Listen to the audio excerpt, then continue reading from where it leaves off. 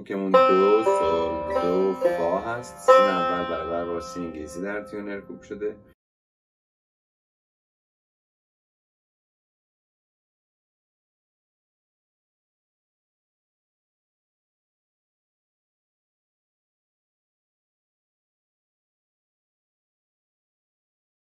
در این قطعه سی بمول، لا کرون و می بمول داریم. میگیم سکوت سول، سکوت لا سی، لا سول دو دو، دو سی دو، سول لا سی، لا سول سول سول سول فا سول. تکرار میشه. بعد میایم پایین میگیم سول سول لا سول فا لا دو سه چار، فا فا سول فا می سول دو سه چار، سول سول لا سول فا سی لا. اینجا ما چون سی رو نداریم مجبوریم از رو پوست تقریبا بگیریم. سی لا فا فا سول فا می سول. میتونیم این جمله رو در بالا هم اجرا کنیم. سول سول لا سول فا سی لا سه چار، فا فا سول فا می سول. می می فا ره دو. باز می رو میتونیم بیاریم پایین. می می فا ره دو، دو سی لا سول سی سی لا دو لا سول دو سه چار. از می دوباره تکرار میشه. دوباره میریم پایین میگیم سول سول لا سول فا لا دو سه چار، فا فا سول فا می سول دو سه چار، سول سول لا سول فا سی لا، فا فا سول فا می سول دو سه چار، می می فا ره دو، دو سی لا سول سی سی لا دو لا سول. می می فا ره دو، دو سی لا سول سی سی لا دو لا سول. دوباره مثل اول قطعه. سول لا سی لا سول دو دو، دو سی دو، سول لا سی لا سول سول سول سول فا سول.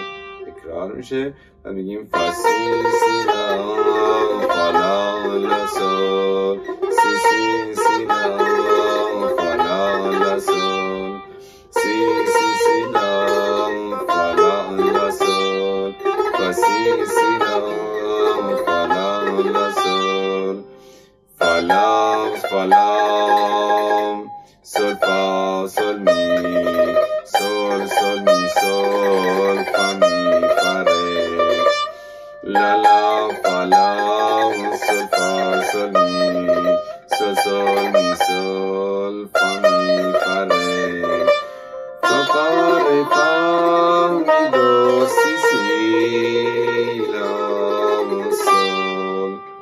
و دوباره برمیگردیم ای تا بی. ابتدای قطعه رو تکرار میکنیم.